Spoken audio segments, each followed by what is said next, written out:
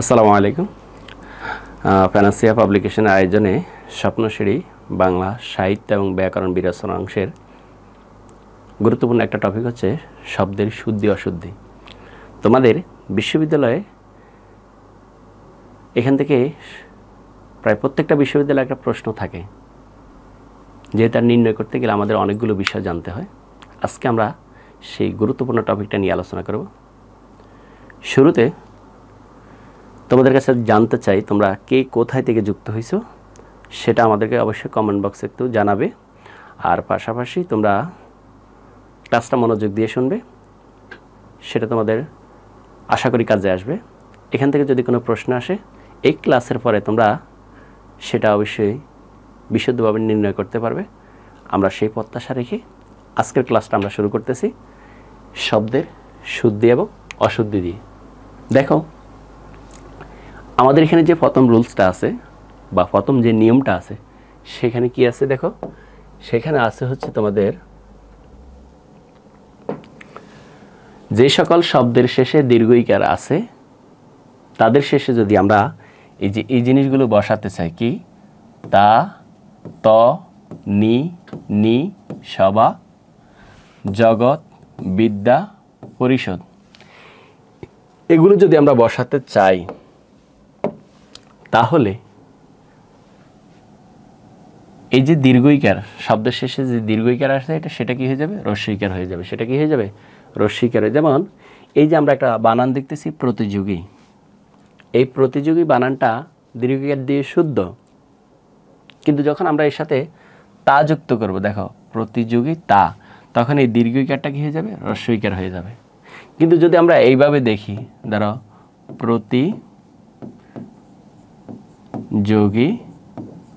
তা, এটা তো শুদ্ধ, কিন্তু এটার সাথে যদি আমরা দীর্ঘইকার দিয়ে তা দেই তাহলে সেটা কি হবে? ভুল হবে। কিন্তু আমরা যখন এখান থেকে আবার তা তুলে দিব তখন সেটা কি হবে? দীর্ঘইকার হয়ে যাবে। কিন্তু যখন এটা তাটা যুক্ত করব তখন রস্যইকার হয়ে যাবে। এটাই মূলত এখানে প্রথম যে রুলসটা সেটা নিয়ম। দেখো, উপযোগী দীর্ঘইকার দিয়ে শুদ্ধ, যখন এর সাথে আমি তা যুক্ত করছি দীর্ঘইকারটা কি হয়ে যাচ্ছে? রস্যইকার হয়ে যাচ্ছে। অধিকারী অধিকারিত্ব তয়ব যখন যুক্ত করতেছি তখন রর সাথে কি? রস্যইকার হয়ে যাচ্ছে। বিরোহী বিরোহিনী, তখন হয়ের সাথে কি?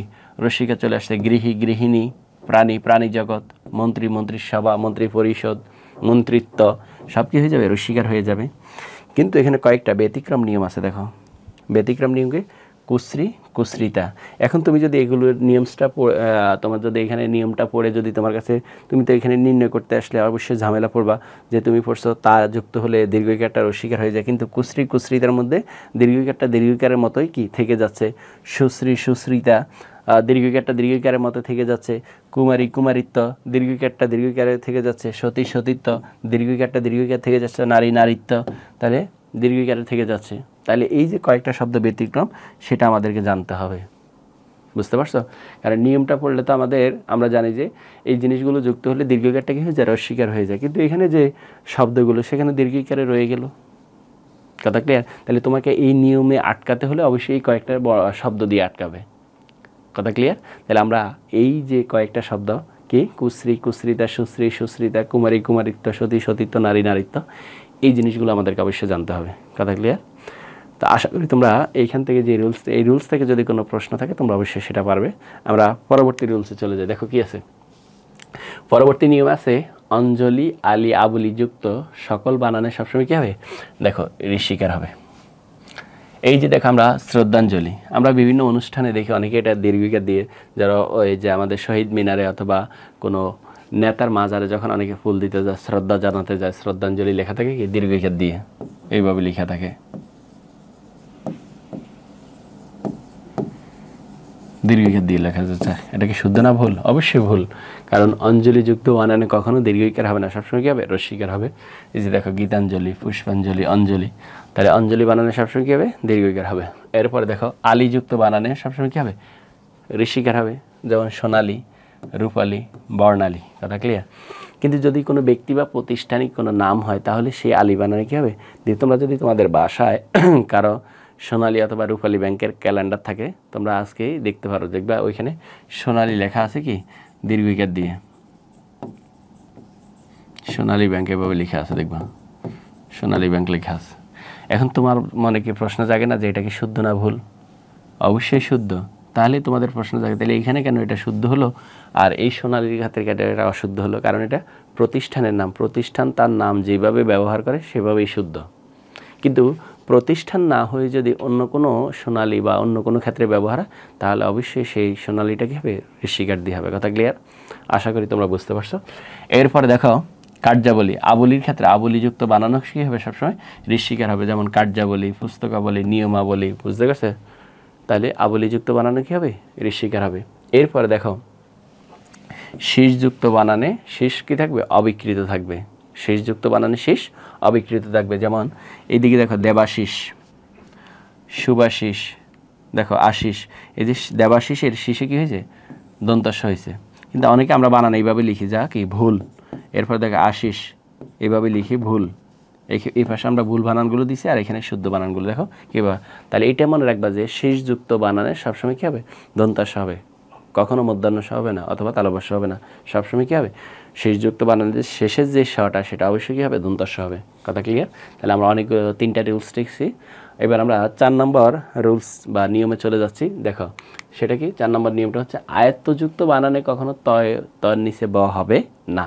দেখো কি আছে, এই যে করায়ত্ত, অনেকে আমরা এইভাবে লিখি, যেটা সত্যি কি ভুল। আয়ত্ত করায়ত্ত বানানটা কী হবে? তয়ের নিচে ব হবে না। যদি দিয়ে থাকি তাহলে সেটা ভুল হবে কিন্তু। এরপর দেখো সায়াত্ত কী হবে? এইভাবে হবে। এরপর দেখো রাষ্ট্রায়ত্ত, রাষ্ট্রায়ত্ত। কথা ক্লিয়ার? তোমরা বুঝতে পারতেছো কিনা একটু দ্রুত কমেন্টে জানাও যে আমার যে তোমরা আমি যে রুলসগুলো বলতেছি তোমাদের মাথায় ধরতেছি কিনা। কারণ আমরা এই ভুল বানানের সাথে আমরা অনেকে অভ্যস্ত হয়ে যাই, এই জন্য অনেকে পরীক্ষায় ভালো করতে পারে না। কারণ এই বানানের নিয়মটা অনেকটা অঙ্কের মতো নাম্বার পাওয়া যায়।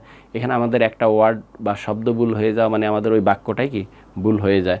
তাহলে এই যে আয়ত্ত বানানে তয়তর নিচে কী হবে না? ব হবে না। এরপরে দেখো গুরুত্বপূর্ণ একটা জিনিস, সেটা হচ্ছে আমরা অনেকে আমাদের কাছে যখন কেউ আমাদের কাছে কোনো কিছু জানতে চায় যে ভাই আমাকে এই জিনিসটা বা এই জায়গায় আমি যেতে চাই বা আমাকে আমার এই জায়গাটা এই জিনিসটা আমার দরকার, তখন আমরা কি বলি যে ভাই দেখেন এটা আসলে আমার আয়ত্তাধীনে নাই, আয়ত্তাধীনে নাই আমরা বলি, কিন্তু এটা প্রচলিত ভুল। কিন্তু আমরা যদি এটা বইয়ের মধ্যে অথবা পরীক্ষার খাতায় বা পরীক্ষার হলে যদি এইভাবে লিখি বা বলি তাহলে সেটা কিন্তু ভুল হবে।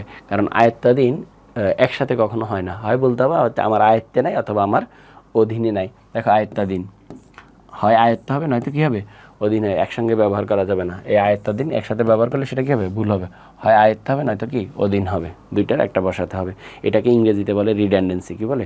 রিডান্ডেন্সি। এরপর দেখো গুরুত্বপূর্ণ আরেকটা নিয়ম, সেটা হচ্ছে অদ্ভুত ছাড়া পৃথিবীতে যত ভূত আছে, অদ্ভুত ছাড়া পৃথিবীতে যত ভূত আছে, অর্থাৎ অদ্ভুত ছাড়া সকল ভূত বানানো কী হবে? দীর্ঘকার হবে। কি হবে?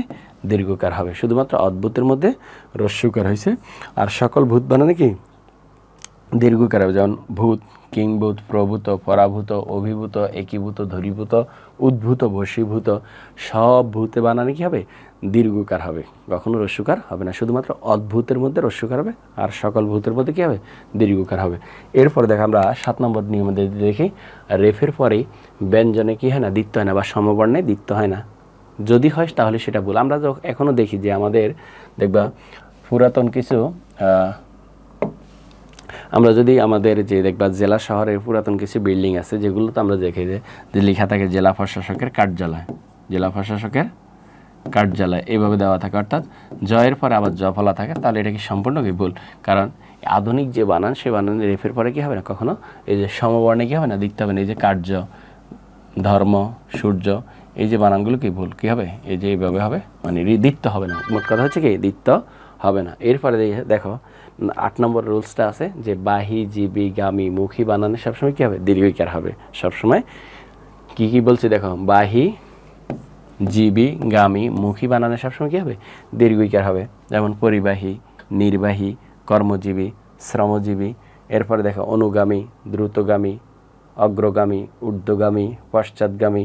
এরপর দেখো মুখী, মারমুখী, অভিমুখী, কর্মমুখী, ঊর্ধ্বমুখী, নিম্নমুখী। কথা ক্লিয়ার? তাহলে বাহি, জীবী, গামী, মুখী বানানো সবসময় ওই বানানগুলোতে দীর্ঘইকার হবে। বুঝতে পারছো সবাই? আশা করি বুঝতে পারছো। আমরা পরবর্তী নিয়মটা দেখি। পরবর্তী 9 নম্বর দিকে আছে। দেখো অনেক সময় আমরা কোথায় দরস্যকার বসাবো আর কোথায় দ দীর্ঘকার বসাবো, দ দীর্ঘকার বসাবো, এটা আমরা বুঝতে পারি না। দেখো যদি দূরত্ব বোঝায়, কি বোঝায়?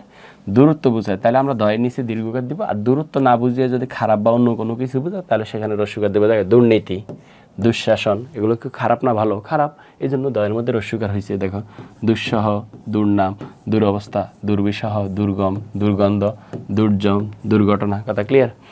দেখো সবগুলোর মধ্যে কী হয়েছে? রস্যকার হয়েছে। শুধুমাত্র দেখো দূরত্ব বোঝায়, দূর, দূরত্ব, দূরদর্শী, দূরপাল্লা, দূরপ্রাচ্য, দূরবীক্ষণ, বোঝা গেছে? তাহলে সেখানে কী হয়েছে? দূরত্ব বুঝাইছে, এই জন্য দীর্ঘকার হয়েছে। কিন্তু দূরত্ব না বুঝায় খারাপ বা অন্য কোনো কিছু বুঝাইলে সেখানে কি দয়ের নিচে রস্যকার হবে। তবে ব্যতিক্রম কয়েকটা আছে। দেখো ব্যতিক্রম কয়েকটা শব্দ আছে, যেমন দূত, দুর্বা, দূষিত, দূষণ, দূষণীয়। দেখো এই যে দূষণ, দূষণীয় বা দূষিত, এগুলো কিন্তু খারাপ বোঝাচ্ছে, কিন্তু তারপরে এখানে কি দীর্ঘকার বসে। এই কয়েকটা শব্দ আমাদের আলাদা করে মনে রাখতে হবে যে এই কয়েকটা শব্দ কী হবে না, দয়ের নিচে রস্যকার হবে না, দীর্ঘকার হবে। বুঝতে পারছো? দূরত্ব না বুঝাইও এটা কী হয়েছে? দীর্ঘকার হয়েছে। এগুলো ব্যতিক্রম কয়েকটা নিয়ম। কথা ক্লিয়ার? আশা করি তোমরা বুঝতে পারছো। এরপরে দেখো 10 নম্বর নিয়ম, কোথায় দন্তাস্বর নিচে থ হবে। এটা এই হ এর মতো দেওয়া মানে হচ্ছে কি দন্তাস্বর নিচে থ, আর এই ক্ষেত্রে কোথায় দন্তাস্বর নিচে ত হবে সেটা আমরা অনেক সময় বুঝতে পারি না। দেখো যদি যুক্তাংশ বাদ দেওয়ার পরে, যুক্তাংশ বাদ দেওয়ার পরে যদি শব্দের অর্থ থাকে তাহলে সেখানে থ হবে। দেখো এই যে দেখো আমরা যদি এই যুক্তাংশটা এখানে বাদ দিই তাহলে কি থাকে? আর গৃহ, তাহলে এখানে কি হবে? দন্তাস্ব প্লাস থ হবে, গৃহস্থ। এরপর দেখো নিকটস্থ, আমরা যদি যুক্ত অংশটা বাদ দিই থাকে কি? নিকট। কি থাকে? নিকট। অর্থ আছে, মানে ওই যুক্ত অংশটা বাদ দিলে যদি শব্দের অর্থ থাকে তাহলে সেখানে দন্তাস্ব প্লাস থ হবে। আর যদি যুক্ত অংশটা বাদ দেওয়ার পরে অর্থ না থাকে, অর্থ না থাকে তাহলে সেখানে কি হবে? দন্তাস্বর সাথে ত যুক্ত হবে। এই যে দেখো এখানে যতগুলো শব্দ আছে সবগুলো শব্দের যুক্তাংশ বাদ দেওয়ার পরে অর্থ থাকে, এই জন্য এখানে থ বসাচ্ছে। আর দেখো এই যে আশ্বস্ত, আমরা এই যে যুক্তাংশ বাদ দেওয়ার পরে আশ্ব, এটার কোনো আসলে অর্থ নাই। এরপরে দেখো এখানে যুক্তাংশ বাদ দেওয়ার পরে দেখো অন্যটা অ এর কোনো অর্থ নাই, গ্রস্ত, গ্রহর কোনো অর্থ নাই। অর্থাৎ যুক্তাংশ বাদ দেওয়ার পরে যদি শব্দের অর্থ না থাকে সেখানে দন্তাস্ব প্লাস ত হবে। আর যুক্তাংশ বাদ দেওয়ার পরে যদি শব্দের অর্থ থাকে তাহলে সেখানে কী হবে? দন্তাস্ব প্লাস থ হবে। কথা ক্লিয়ার? আশা করি তোমরা সবাই বুঝতে পারছো। এরপরে দেখো আমরা পরবর্তী নিয়ম দেখি। পরবর্তী নিয়মটা, যে সকল শব্দে রস্বই দীর্ঘ, রস্ব ও দীর্ঘ উভয় শুদ্ধ, সেই সকল শব্দের বানানে, আধুনিক বানানে সেখানে রস্বই এবং রস্যকার শুদ্ধ, অন্যটা শুদ্ধ না। দেখো আমরা আগে শ্রেণী বানানটা, পূর্বের বানান, দেখো এখানে লিখেছি কি পূর্বের বানান আর বর্তমান বানান। পূর্বে আমরা এইভাবে শ্রেণীটা এইভাবে লিখতাম, কিন্তু আধুনিক বানানে শ্রেণীর মধ্যে কী হবে? রস্যইকার হবে। পূর্বে আমরা কিংবদন্তিটা এইভাবে লিখতাম, কিন্তু আধুনিক বানানে কি কিংবদন্তি এভাবে, লহরী এভাবে লিখতাম। আধুনিক বানানে এইভাবে, সূচি বানান আগে আমরা দীর্ঘইকার দিতাম, কিন্তু আধুনিক বানানে এইভাবে, দাদি, চাচি, নানি, মামি। এখন আগে দীর্ঘইকার দিয়ে আমরা লিখতাম, কিন্তু আধুনিক বানানে কি রস্যইকার হবে। আমরা আগে দেখো শহীদ বানানটা কি দীর্ঘইকার দিয়ে লিখতাম, কিন্তু এইভাবে এখন লিখলে আমাকে নাম্বার দেবে না, আমাকে লিখতে হবে কি রস্যইকার দিয়ে, যেমন শহীদ এইভাবে লিখতে হবে। কথা ক্লিয়ার? আশা করি তোমরা সবাই বুঝতে পারছো। এরপর দেখো খুবই গুরুত্বপূর্ণ একটা নিয়ম, দেখো 12 নম্বরে দেওয়া আছে। দেখো খুবই গুরুত্বপূর্ণ নিয়মটা কি? শব্দের প্রথমে আ, আর, ওই, ও এবং শব্দের শেষে যদি ত, তা, এর আগে যদি জফলা যুক্ত থাকে, অর্থাৎ এগুলো যদি শুরুতে থাকে, ত, তা শেষে থাকে এবং তার আগে যদি জফলা থাকে তাহলে সেটা হবে প্রত্যয়জনিত ভুল। প্রত্যয়জনিত ভুল। দেখো এই যে ভুল শব্দ কোনটা? দারিদ্রতা, কিন্তু শুদ্ধ কোনটা হয়? দারিদ্র্যতা অথবা দরিদ্রতা। অর্থাৎ তোমাদেরকে এই জিনিসটাই মনে রাখতে হবে, সেটা হচ্ছে কোনো শব্দের শেষে যদি তা থাকে, কোনো শব্দের শেষে যদি তা থাকে, কথা ক্লিয়ার? কোনো শব্দের শেষে যদি কী থাকে? তা থাকে, তার আগে কখনো জফলা হবে না, তাহলে সেটা ভুল হবে। বুঝতে পারছো? কোনো শব্দের শেষে যদি তা থাকে এবং তার আগে যদি জফলা থাকে তাহলে সেটা কখনো কী হবে না? শুদ্ধ হবে না। এই যে দেখো সৌজন্যতা, সৌন্দর্যতা, ধরো সৌন্দর্যতা, জ অথবা জফলা থাকলে তাহলে সেটা কী হবে? ভুল হবে। দেখো সৌন্দর্য, কিন্তু আমরা যদি বলতাম সৌন্দর্যতা তাহলে এটা কি ভুল? না, ভুল না, এটা শুদ্ধ, ভুল, এটা কি ভুল হতো, শুদ্ধ হইতো না। এরপরে তো দৈন্যতা, না, শব্দটা হবে দৈন্য অথবা দীনতা। এরপরে দেখো ভারসাম্যতা, দেখো জফলা থাকে তা আছে, তার মানে এটা কি ভুল। হবে কি ভারসাম্য, সৌজন্যতা না শব্দটা হচ্ছে সৌজন্য। এরপর স্বাতন্ত্রতা না শব্দটা হচ্ছে স্বাতন্ত্র অথবা স্বতন্ত্রতা, বুঝা গেছে? অর্থাৎ শুরুতে আ থাকে যদি তারপরে ততা থাকে অথবা তার আগে যদি জফলা থাকে তাহলে সেটা অবশ্যই কি ভুল, শুদ্ধ হবে না। কথা ক্লিয়ার? এরপরে দেখো আমরা যে নিয়মটা সেটা হচ্ছে কিছু ভুল আছে যেটা হচ্ছে বাহুল্যজনিত ভুল। কি ভুল? বাহুল্যজনিত ভুল। দেখো আমরা এগুলো ব্যবহার করি থাকি, বলি না আজকে কে আসছে, এটাকে বাহুল্যজনিত ভুল। আজকে কে আসছে, যে আজকে আমাদের সকল শিক্ষকগণে উপস্থিত ছিল। দেখো সকল আবার শিক্ষকগণ একই রকম দুইটা, সকল শিক্ষক বলতে হবে কি, হয় সকল শিক্ষক অথবা শিক্ষকগণ, সকল শিক্ষক অথবা শিক্ষকগণ। এই ধরনের ভুলকে বলে বাহুল্যজনিত ভুল, যে একই শব্দ একই রকম দুইবার ব্যবহার করা, দুইবার কি করা, ব্যবহার করা। যেমন যাবতীয় বিদ্যাসমূহ, যাবতীয় বিদ্যাসমূহ, কিন্তু আমাদের বলতে হবে কি, যাবতীয় বিদ্যা অথবা বিদ্যাসমূহ, অর্থাৎ বহুবচন দুইবার ব্যবহার করা আর কি, বহুবচন দুইবার ব্যবহার করা। এরপর রাত্রি নিশীতে, রাত্রি নিশীতে হয় লিখতে হবে রাত্রি অথবা নিশীতে, দুইটার অর্থ একই। তো একই রকম দুইটা জিনিস একসাথে ব্যবহার করলে এটা কেমন দেখায় না, এই জন্য এটা ভুল।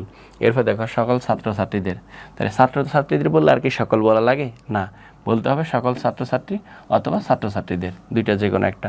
এরপর দেখো অশ্রুজল, অশ্রু যে অর্থ জলের একই অর্থ, তাহলে এটা আমরা হয়তো বলতে হবে অশ্রু অথবা চোখের জল। এরপর দেখো কেবলমাত্র, কেবল বললে আর মাত্র বলার প্রয়োজন হয় না, হয় কেবল হবে নয়তো মাত্র হবে। দেখো এরপর শুধুমাত্র, শুধুমাত্র এটাও কি ভুল, হয় বলতে হবে কি, হয় শুধু নয়তো কি মাত্র। কথা ক্লিয়ার? তোমরা বুঝতে পারছো কিনা একটু কমেন্টে দ্রুত জানিয়ে দাও। হ্যাঁ সবাই বুঝতে পারছে আশা করি, বুঝতে পারছে। আব্দুর রহিম লিখছে সবাই, জি স্যার বুঝতে পারছি, ধন্যবাদ সবাইকে। আর তোমরা লাইভটা শেয়ার করে দিবে যাতে তোমাদের অন্য বন্ধুরা দেখে শিখতে পারে। আসো আমরা পরবর্তী জিনিস দেখো পরবর্তী আমাদের কি আজকে এতটুকু থাকুক, যে আমাদের যে নিয়মসগুলো তোমাদেরকে দেখিয়েছি, যে রুলসগুলো দেখিয়েছি, তোমরা সেগুলো দেখে বুঝতে পারবে এবং সেগুলো তোমাদের পরীক্ষা কাজে দিবে। আর তোমরা স্বপ্ন সিরিজে সাহিত্য বা ব্যাকরণ বিরচনা অংশ, সেখানে আরও অনেকগুলো নিয়ম আছে, অনেকগুলো রুলস আছে, অনেকগুলো প্র্যাকটিস আছে, বুঝতে পারছো? তো তোমরা সেগুলো দেখে দেখে শিখতে পারবে। আর বইটা যারা এখনও সংগ্রহ করো নাই দ্রুত সংগ্রহ করে নিবে। আর আজকের মতো ক্লাস আমরা এখানে শেষ করতেছি। সবাইকে শুভকামনা, সবার জন্য দোয়া। আসসালামু আলাইকুম।